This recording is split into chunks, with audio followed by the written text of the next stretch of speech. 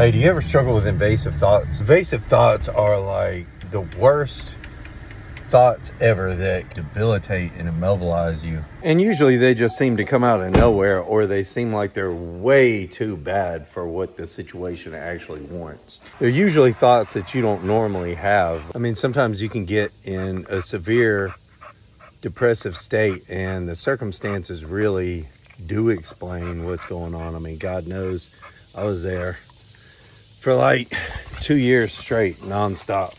Because in 2012, my baby brother and my baby niece passed away within 4 months of each other, and it was devastating. I got so used to having the worst thoughts you could ever imagine all day, every day, that I thought it was never going to stop. But one day I felt God pressing on me so hard to submit and surrender all of my pain and all my sorrow to Him.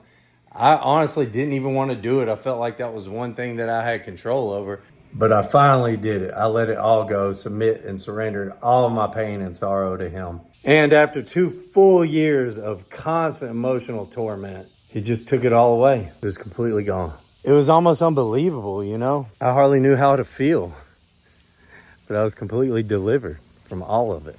And when that happened, I had a lot of new praise to share. You know what I'm saying? It reminds me of the 40th Psalm. I waited patiently for the Lord, and He turned to me and heard my cry for help. He brought me out of a desolate pit, out of the muddy clay, and set my feet on a rock, making my steps secure. He put a new song in my mouth, a hymn of praise to our God. But you know what? There's not always an explanation for why you're having the thoughts you're having.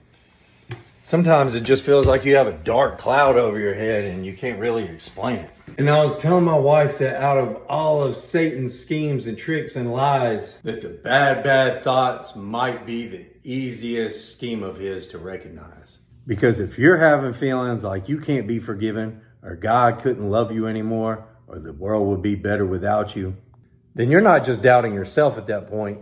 All those things are completely contrary to God's character. So then it's really clear to see that those thoughts are not from God, but from the enemy instead. If you're in Christ, you serve a faithful God who will never leave you or forsake you. There's a reason why He had to remind everybody in the Bible of that more times than almost anything else. And the reason is because when we're in the heat of the moment, we tend to forget, and we tend to doubt, and we tend to lose hope. So remember all the tough times He's brought you through. Never forget that He's with you. Talk to Him. Keep on seeking Him. You're going to get through it. Don't ever give up, and pretty soon you'll have a new song of praise to sing to our God who delivered you from it. In 2 Corinthians chapter 10, Paul says that we take every thought captive and conform it to the obedience of Christ. So when you do have those thoughts, don't dwell on them. Take them captive and think about how God would have you think about it.